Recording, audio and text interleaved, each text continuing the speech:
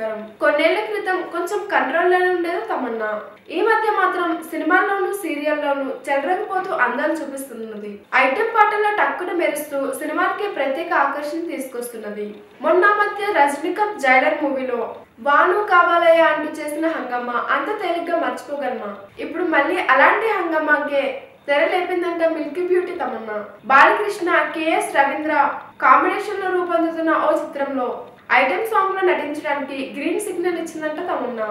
ఆ పాట ఆ సినిమా అంతటా హైలైట్ గా నిలుస్తానన్నదే టాక్. ఇదే కనుక నిజమైతే బాలయ్య తమన్నా కలిసి చేస్తున్న తొలి సినిమా ఇదే అవుతుంది. బాలయ్య రీసెంట్ హిట్ భగవంత్ కేసరిలో కాజల్ కథానాయికగా నటించిన విషయం తెలిసిందే.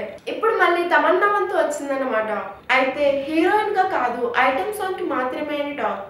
ఇందులో నిజాలు ఏంటో తెలియాలంటే ఇంకొన్ని రోజులు వేచి చూడాల్సిందే. చూసారు కదా, ఈ వీడియో నచ్చితే లైక్ చేయండి, షేర్ చేయండి, సబ్స్క్రైబ్ చేయండి.